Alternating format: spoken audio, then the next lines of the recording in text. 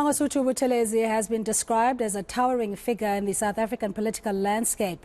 He founded INCA Freedom Party in 1975 and played a central role in the country's transition to democracy. His long political career ran parallel with his other important position, that of being Prime Minister of the AmaZulu Nation. For more on this, we're joined by Dr. Zamokuhle Mbandlwa. Dr. Mbandlwa, thank you so much for your time. Just in your reaction in receiving the news early hours of this morning, many South Africans waking up to the shock because there was an anticipation that he'd make a good recovery. Good afternoon to you. Good afternoon, Cindy, and good afternoon to your viewers at home. Well, we had hope, but first and foremost, I would like to send condolences to the Buthelezi family, condolences to the royal family, condolences to the IFP, and to the people of South Africa. Well, there was a hope after there were news that he's actually recovering. Unfortunately, his creator decided to call him. Now, of course, nobody can erase the history that he actually left with us as people in the country and even beyond, because his contribution into the political space or diaspora is not only in South Africa. He actually contributed even beyond the borders of South Africa in terms of advancing the interest of many people, especially during the apartheid era. Now, we cannot take away the fact that the history of South Africa will always include his name and his contribution in terms of trying to ensure that black people are actually represented and also to fight against the violence. Because remember, during the apartheid era, there was a war between black people and white people or the ruling political party at that particular time. But he was very instrumental in working with the ANC, because remember, it's coming from the ANC as well. So the role that he has played in the ANC clique during his younger age cannot be erased in his history. And also the role that he has played, especially in KwaZulu-Natal, when there was a political violence. He was very instrumental in engaging members of the IFP and members of the ANC collectively, and also the role that he has played when he spoke to the former president and the relationship that they had.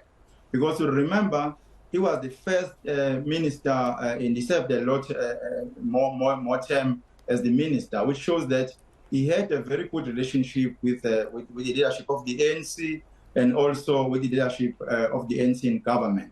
So the role that he has played cannot be erased by anyone, and we have deeply lost a leader that have actually contributed, especially during the times of the apartheid and during the transition phase. All right, let's just go back in time and in history. As you were saying, he was part of the formation, at least in the early days of the African National Congress, and went on to establish the INCA Freedom Party in 1975, which means that there was some political ideological differences that had then compelled him to start the IFP. If you can just touch on that and the legacy of Prince Mangosuthu Buthelezi in then establishing the IFP to be one of the top 5, if not the 4th largest political party in South Africa? During the early stages of the establishment of the IFP, you remember during that time, we did not have 9 provinces in the country. At that time, we had Bantustans, and people were actually segregated according to the apartheid policies and laws, according to the segregation laws. So now that alone have actually aligned people according to their tribes, according to their geographical arrangement that was arranged by the apartheid era. Now, it's not a coincidence that he established a political party which was actually dominated by Zulu people, particularly people from KZN, because he's also from KZN. And during that particular time, the apartheid government was trying by all means to actually divide black people at that time. So they were trying by all means. In fact, they were actually assisting those who were actually leaders in their own provinces, particularly black people. They were trying to convince them not to actually fight against the apartheid government.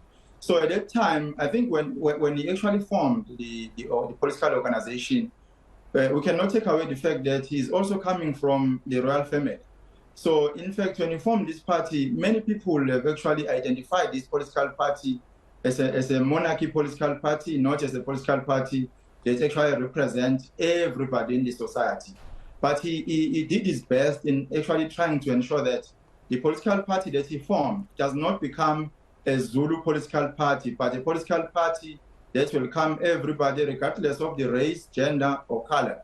So he actually, that's why after some time, when he actually diffused that particular analogy that was made by people, then afterwards there were Indians joining the political party, the IFP, there were white people joining the IFP, and there were also people who are not Zulu, who are not East Zulu speakers or people from KZN. That's why the IFP was then established in other provinces as well and in other regions. And Dr. Mbandlwa, sometimes we have selective amnesia and not recognize the hardship or the bitter past that South Africa had transitioned from, and the role of the likes of Prince Mangosuthu Buthelezi in that particular second phase from a democracy, or rather from apartheid to democracy, and the role of establishing a peace missions between the tribes, between the Amaxhosa and Zulus. We know that in the townships there was volatility and quite a lot of violence that erupted during that time. Just talk us through his role in not only mitigating but also mediating throughout that process.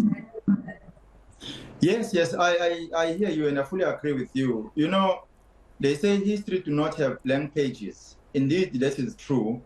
The role that he have actually played in trying to actually unite black people, especially those who were in the tribal communities or in the black communities, he has played a very significant role.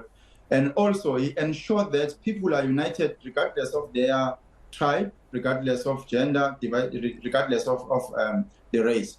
And particularly in the province of KwaZulu-Natal, the role that he has played even also in the political space, when he actually, because the IFP at that particular time was actually categorized by many politicians as the political party that is only representing Zulu people or Zulu-speaking people. So that is why he was actually upfront in saying that everybody or anybody can join the political party. Now, of course, that particular history is there recorded. But I remember, especially during the early 90s, whereby the IFP people were fighting with the ANC people because they were actually, they had some differences in terms of how the political affairs were conducted, and also in terms of how the government affairs were conducted. Remember, in KZN with what you call Zulu government. And in that particular Zulu government, you had different government departments, and at that particular time, the IFP was actually in charge, in fact, because they were responsible, they had the authority or power in the affairs of the government at that particular time. And at that time, the ANC was nowhere in government and in government positions. So that's what actually divided people in the main.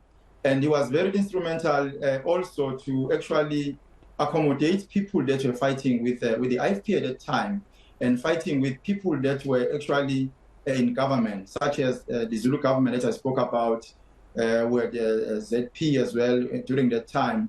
So he actually played a significant role in including everybody, regardless of the political affiliation, regardless of their belief system or political ideologies.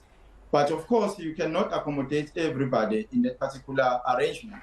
So, and at that time, other political parties were actually very upfront, trying to ensure that they don't want the apartheid government in its entirety, not partially, because at that particular time, the IFP was seen as friends of the apartheid government because they had some, if I can say, their own share at that particular time. But at all times, he diffused that particular analogy by saying that he don't represent a specific segment of people, but he represents South Africans and those who are oppressed. So in other words, he always said he supports people that are being oppressed. There's no way that he's supporting the oppressor who are oppressing black people in South Africa. All right, let's talk a bit about the concessions that were made to usher in democracy, of course, which had started way when leaders were still incarcerated before the release of Nelson Mandela, etc., where Prince Mangosuthu Buthelezi had been also engaged in those kind of negotiations in how we're going to usher and shape a new democracy. Talk us through that.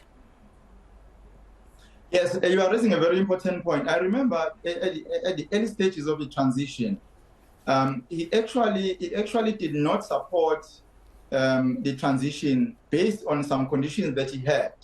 Not that he don't want to see the transition going on, but he wanted to have some contributions or some amendments, particularly on the issues of the monarchy, because the transition actually did not cater for the traditional communities or for the tribal authorities. So that is why he was actually against, but eventually, after some time, he have agreed. You'll recall, Cindy, that during that particular time, I think KZN is the province that was led from 1994 by the IFP, and the IFP had authority and power up until 2004, where for the first time ANC won against the IFP in this province. But also the power of the IFP has been very instrumental in ensuring that the tribal authorities are taken into consideration when decisions are being made, and also they are taken care by the government, because that was his main point when he actually did not support the transition at that particular time. In fact, he wanted to have some amendments, he wanted to have some contributions that will be able to accommodate the tribal authorities and people who are especially in rural communities. So they wanted to have some policies or some agreements that will be able to accommodate them thoroughly. All right, again, thank you so much for your time. We're speaking to political analyst Dr. Zamokuhle Mbandlwa, reflecting on the passing of Prince Mangosuthu Buthelezi, who passed on in the early hours of this morning at the age of 95.